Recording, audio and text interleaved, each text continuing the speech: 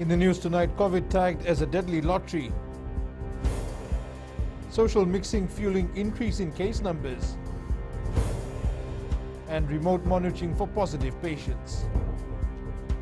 From the studios of FBC Suva, Edwin Nadi. Ulumnaka, Fiji. The World Health Organization says countries are facing tough times, describing the current COVID-19 spread as a deadly lottery. With Fiji's death toll having surpassed the 100 mark, Fiji is among the countries which have been having a super upward spiral in case numbers. This also comes as the WHO revealed there's been an 11% increase in case numbers worldwide in the past week. It is not a gamble that we should be playing right now. And as I mentioned previously, the Delta variant, in the context of a highly susceptible global population because we are not receiving the vaccinations that we need in all countries, in the context of increased social mobility, social mixing, where people are congregating more, and in the absence of public health and social measures, that is a really deadly lottery that we're playing right now. The COVID-19 virus is evolving, and increasing social mixing is a factor that contributes to cases and deaths due to the pandemic. Fiji's COVID case numbers are now in quadruple digits, with 15 deaths from 12th July to 19th July. World Health Organization's technical lead, Dr. Maria van Kerkhove, says this is challenging times for countries around the world. The cause of increasing case numbers can be initiated by the inappropriate use of public health and social measures. Challenging situation right now at the present time. We're still seeing increases in cases and deaths around the world, particularly at the global level, but also in the context of increasing social mixing. This is the second factor, increasing social mixing and social mobility. And the third factor is the inappropriate use of public health and social measures, measures that are proven to reduce infections, to prevent infections, to reduce the spread and to save lives. Countries with relatively high vaccination rates have seen an uptick in infections driven by the Delta variant. Therefore, it is vital to maintain public health and social measures. The countries have this comprehensive approach using public health and social measures, and those of you out there know what that means. That's wearing the masks, that's having reduction in density of people in certain settings, outside, inside, etc. Physical distancing, hand hygiene, ventilation, and ensuring that countries recognise that a vaccine-only approach is not enough. So they really try to balance. With the high numbers of new daily cases, Fiji is also seeing increasing cases of severe disease and deaths. The Ministry of Health continues to urge Fijians to follow the COVID-safe measures in place to ensure the safety of every individual.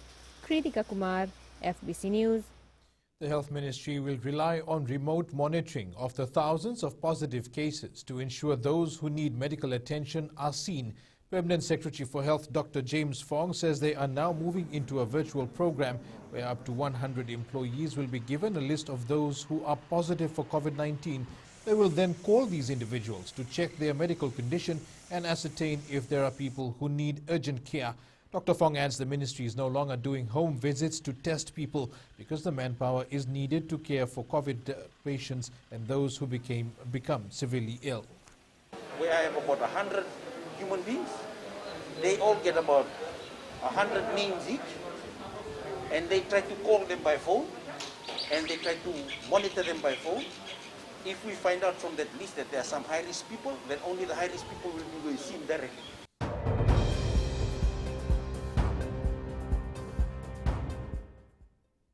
And to our latest COVID-19 update for tonight, Fiji recorded 784 new COVID-19 infections for the period ending at 8 a.m. yesterday. The Health Ministry also recorded 15 new COVID-19 deaths for the period 12th July to 19th July. Fiji has recorded 18,228 cases since April of this year. There are now 14,247 active cases in isolation, with 3,890 recoveries in total. The COVID-19 death toll stands at 113. The vaccination campaign also continues around the country. Earlier this afternoon, 401,404 people, or 68.4% of the population, has received their first dose of the AstraZeneca vaccine. 80,894, or 13.8%, have received their second dose. The 5 most vaccinated areas include Mba, which is now 100% first jabbed, Rewa and Nanonga provinces, Nadi and Naitasiri.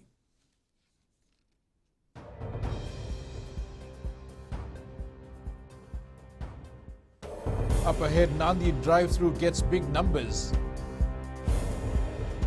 And tourism stakeholders welcome budget.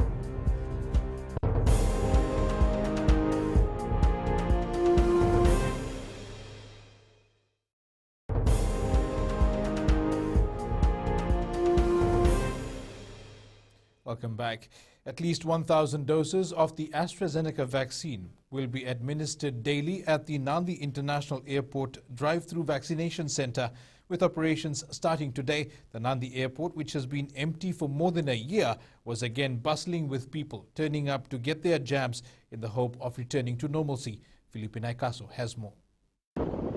Bumper to bumper, a positive sign for the Ministry of Health as Fijians came out in huge numbers to get their first or second doses of the AstraZeneca vaccine. It's really positive to see this coming from Fijians right now in Nadi, and I'm presuming some may have come from outside of Nadi to this drive-through today. I mean, I don't know, but I'm presuming it's so. But it's really good turnout. Cars were already lined up at the airport from 7 this morning, even though the drive-through was scheduled for 10 a.m. This was an indication that Fijians are wanting to protect their loved ones and hope things open up. I'm anticipating with the crowd we're seeing, and because, you know, in a vehicle there could be more than a person getting the first jab or second jab. So cumulatively you can assume from what we've observed that you could almost be giving out probably more than 1,000 or close to 1,000 number of jabs in the day. Around 25 volunteers were also part of the vaccination campaign. And the bigger picture behind it is that it actually injects confidence for us to see the number of people that support us and actually have and share the same vision as us, and that is to make this airport buzzing again like it is now. The vaccination drive-through at the Nadi airport will continue until Friday. Felipe Naikaso, FBC News. More Fijians in rural communities in the Northern Division are being vaccinated, with mobile medical teams conducting COVID-19 vaccination in villages and settlements. At Korotumbu village in Madhuata, almost all eligible villagers have had their first dose of the vaccine as they look to protect themselves against the virus. Eleanor Turangaiviu reports. Over half of the villagers of Korotumbu village have voluntarily had their first jab of the AstraZeneca vaccine, and more have signed up as well. I had no doubts about it. I'm doing my part considering what we are going through now. My faith also allows me to get vaccinated. According to the village headman, Penayarase, awareness on the vaccination was conducted prior to the vaccination teams visiting them, following concerns and fears over the vaccine. The awareness and consultation is aimed at helping stop the spread of the virus. Having the vaccination is what experts feel will stop it. Many are choosing to vaccinate to protect themselves and their loved ones against the deadly Delta variant of the coronavirus. I got vaccinated because we have a responsibility to protect those we love, and I want to protect my family and those around me. Across Madhuata, 31,392 Fijians have had their first jab, and 3,171 have received their second jabs and are now fully vaccinated. Eleanor Turangaiviu, FBC News. Fiji Labour Party leader Mahendra Chaudhry was forced to resign as finance minister in the Bainimarama government. Chaudhry was brought into Prime Minister Voreng Bainimarama's interim cabinet in 2007 but resigned a year later. Speaking on Radio Fiji 2's Talkback show, Attorney General A.R. Syed Kayum has revealed that he personally asked Chaudhry to tender his resignation. At the time of his departure, Chaudhry had said that the decision to leave was his own. However, Syed Kayum has confirmed the directive came down from Bainimarama. The AG says he personally went to Chaudhry's house one night on instructions from the Prime Minister, who was concerned that the FLP leader's tax matters were bringing disrepute to the government. Bainimarama wanted Chaudhry to relinquish his cabinet portfolios. Syed Qayyum says Chaudhry is lying when he says that he left the government of his own accord. He also says there are numerous issues which, if brought to light, would expose a lot of people, but the government has no interest in mudslinging. Chaudhry was in 2014 convicted of crimes under the Exchange Control Act for retaining over $1 million and dealing with the money without permission from the Reserve Bank of Fiji. I heard him saying that he left the Bainimarama government. He didn't resign.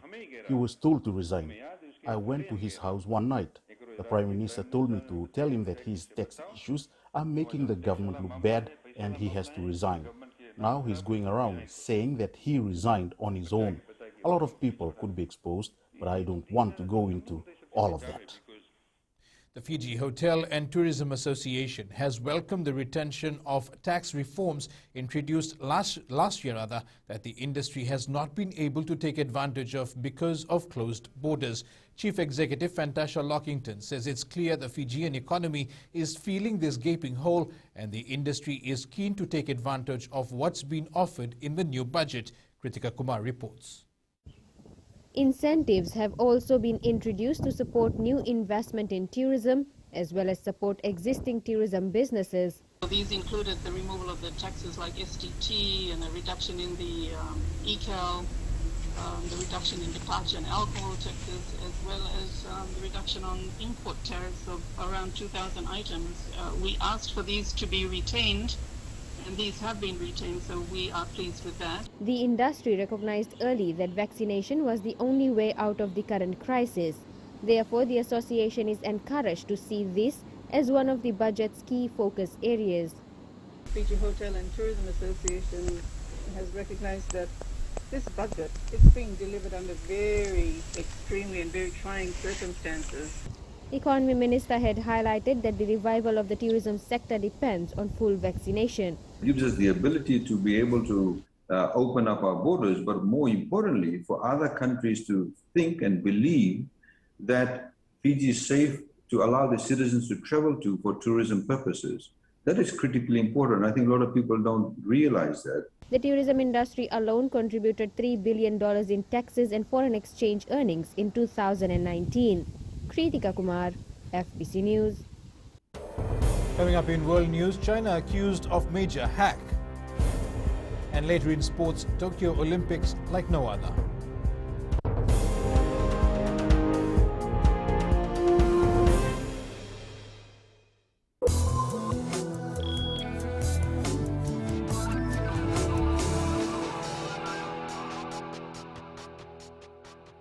Leading business Digicel Fiji says it will not make any comments in relation to talks of Australian telecommunications giant Telstra buying Digicel Pacific with financial backing from the Australian government. According to ABC reports, concerns have been raised that Digicel could be purchased by a Chinese state-owned company. Australia's Department of Foreign Affairs has previously told the Australian Financial Review it was monitoring the sale. Telstra has now revealed to the Australian Stock Exchange it was approached by the Australian government for advice. A deal for the purchase of the asset has not been finalised, but Telstra has indicated it would have government backing. The Minister for Economy will be required to provide a fiscal update to Parliament prior to elections once amendments to the Financial Management Act are passed. This update will include the state of the economy and state finances for public knowledge. Speaking on FBC TV's For the Record program, Minister for Economy Aya Syed Qayyum says this way any government or political party cannot hoodwink voters. It's part of a series of amendments that have been made to the Financial Management Act and various regulations to create more accountability. They cannot go and say, oh, their revenue is this much, when in fact they may be completely lying. Nor can we go out, for example, as the incumbent and say this is what it is, because we don't actually have a requirement currently to present those reports formally or make that information available formally. Syed Qayyum adds there will be a requirement in an amended electoral act for any political party or candidate making financial promises to show how they will fund it. And here are the local exchange rates as set this morning. The Fiji dollar continued with a good start to the week, only losing ground against the New Zealand and the Australian dollar. On to the commodities market. Crude oil dropping again today by over $3.50 to end at $66.84 a barrel. Gold bounced back by almost $4 to finish at $1,817 per ounce, and silver was also down $25.27 an ounce. And time now for Sharon to give us the latest on the markets. A very good evening. Risk aversion was evident in the global financial markets as traders took cover in safe haven currencies. They saw the Japanese yen and US dollar rise to near multi-month highs against their riskier counterparts such as the Aussie dollar and British pound. The Aussie dollar also got a bit of knock after the Reserve Bank of Australia released its July policy meeting minutes. The minutes confirmed that conditions for rate hikes will not be met before 2024. Also, confidence amongst Australians has suffered its biggest weekly drop since the early stages of the pandemic last year, as the country suffers a series of lockdowns in trying to tame the virus. Their consumer confidence index tumbled 5.2%, making it the sharpest weekly fall since late March 2020. The gloomy market mood is likely to continue in the upcoming sessions, heading into the European Central Bank meeting scheduled for later in the week. But for now, that's all from your HFC Bank, Vinaka. One of Fiji's top supermarket chains, Extra, says work on its third store in Lodala Beach, Suva, has resumed.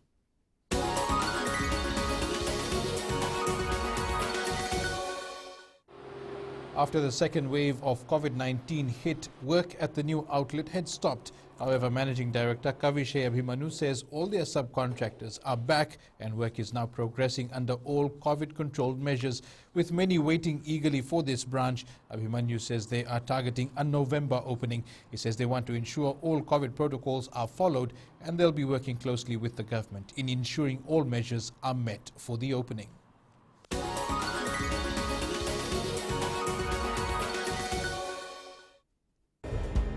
Coming up after the break, we tell you about the most expensive city in the world. Stay with us.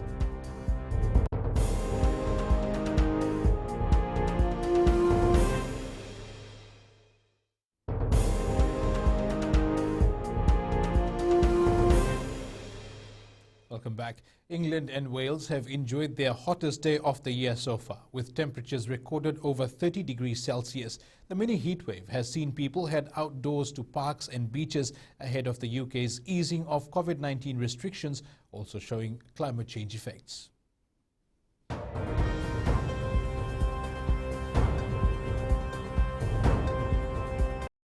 Westpac Fiji has partnered with the Rotary Club of Suva East to help Fijians facing food insecurity and other related impacts of the pandemic. Rotary Club President Erica Lee says Westpac's support comes at a crucial time when Fiji continues its uphill battle with the effects of the coronavirus and many Fijians remain out of work.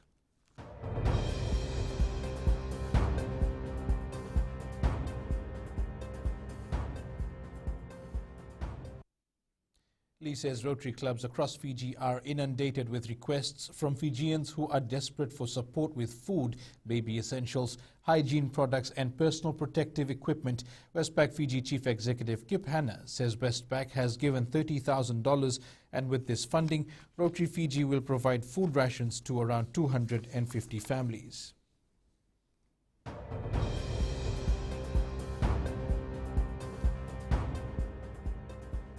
If you think Suva is an expensive place to live, think again. Canberra has again won the national title of the most expensive capital city to rent a home. And athletes hope to inspire a nation. This and more coming up.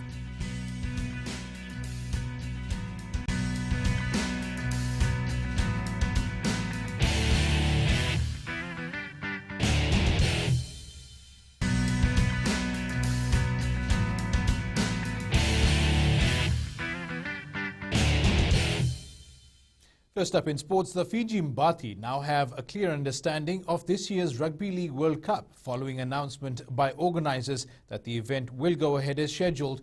However, this also means that the Mbati squad will have to be announced sooner rather than later. Aquila Dama has more.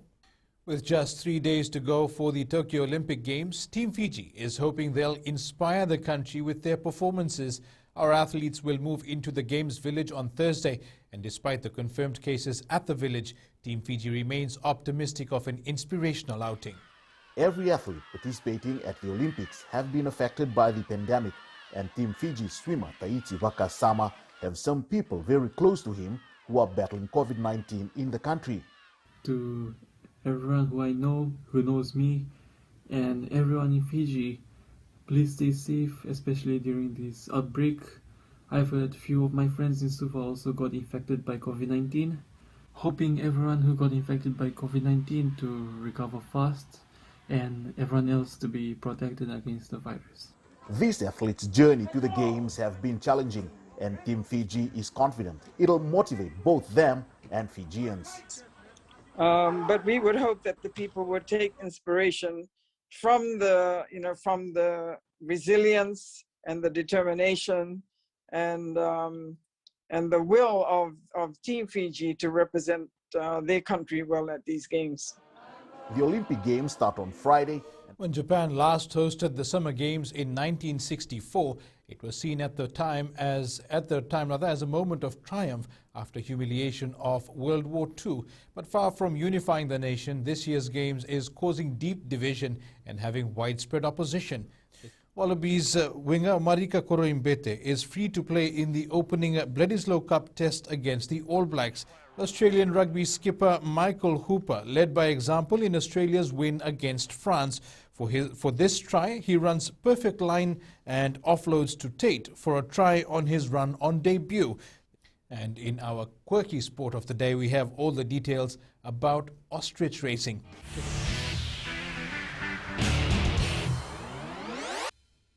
That's it from sports. Coming up, we have all the latest in the weather.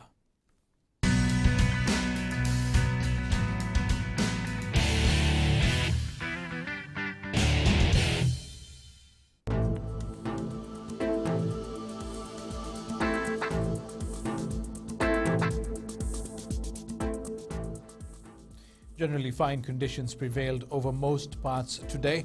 Now to the west, mostly pleasant conditions. Eastwards from Pacific Harbour to Suva, humid and sunny with a chance of slight showers at night. In the north, partly sunny, some chance of late showers. Places we will be checking out are Savu Savu and Rakiraki. Savu Savu had the highest humidity at 75%. At sea, moderate to fresh easterly winds, moderate to rough seas. Turning to the tides, the next low tide is at 9:05 p.m. with high tide at 3:25 tomorrow morning. Sunrise is at 6:37. For tomorrow, cloudy periods were to continue in the eastern parts and the interior parts of the larger islands. And the further outlook for Thursday, much of the similar conditions. The nights will remain cool. And that is our shot of the day.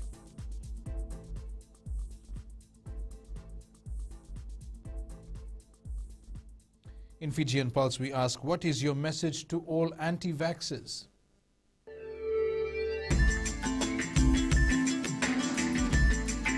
If you are doubting the vaccine is a symbolic of something that's not physical, or that people think that's not gonna help you, I'm just saying that that's not really what you're supposed to be thinking of.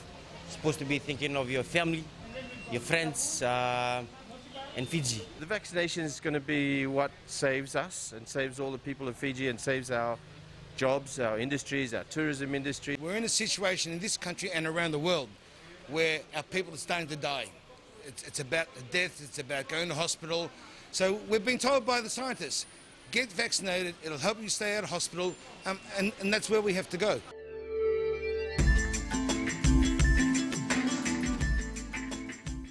In the world of the weird and the wonderful, after a suicide attempt left him without vision, John Furness, aka the Blind Woodsman, turned to woodworking in an effort to overcome his drug abuse. And recapping our main stories, COVID tagged as a deadly lottery, social mixing fueling increase in case numbers, and remote monitoring for positive patients. For these stories and others, tune in daily to our sister radio station Gold FM. To our poll question, this week we are asking, are you satisfied with the national budget? Visit our FBC News website to answer, and you can send us newsworthy pictures and videos. Email fbcnews@fbc.com.fj or share it with us via social media. You can also download our FBC app to keep updated with the very latest news and sports, and listen to our 6 radio stations live. That's your news this evening. I'll see you again tomorrow. Until then, stay safe. Modemata.